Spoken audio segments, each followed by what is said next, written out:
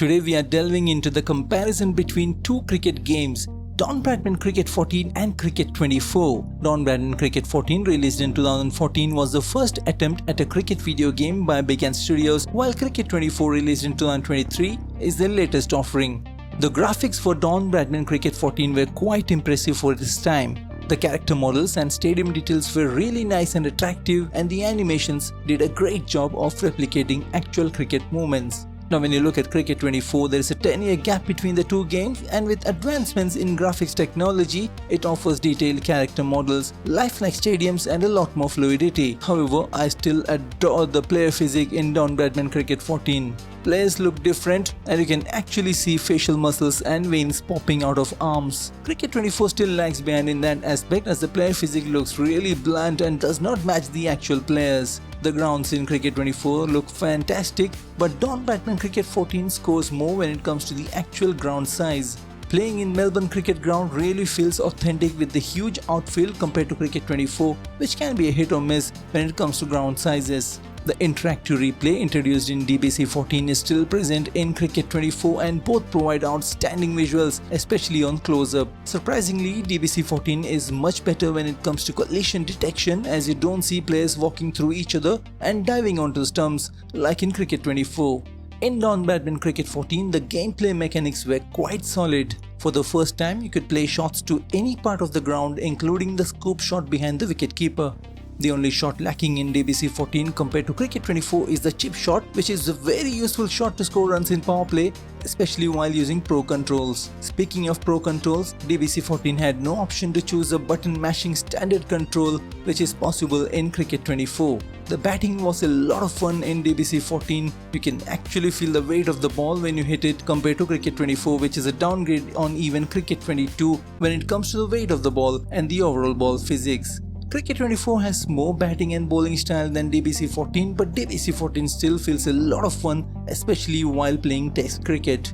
The controls for batting, bowling and fielding are deep, but had a learning curve in both games. Bowling is where Cricket 24 outshines DBC 14. Not only does Cricket 24 offer pro and standard control, but it also has much smaller and non-intrusive controls on screen compared to DBC 14, which took up a large portion of the screen for bowling controls.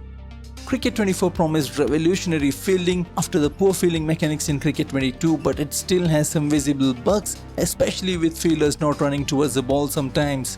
DBC 14 doesn't have too many issues in this regard and is more fluid and fluent. The camera is pretty decent in DBC 14, especially while batting, but Cricket 24 is much better here with the introduction of the broadcast dynamic camera. When it comes to game modes, both games have number of modes like your typical limited overs and test games, and in addition to that, 5-over games and others. Also, you can create your own match type and play with it.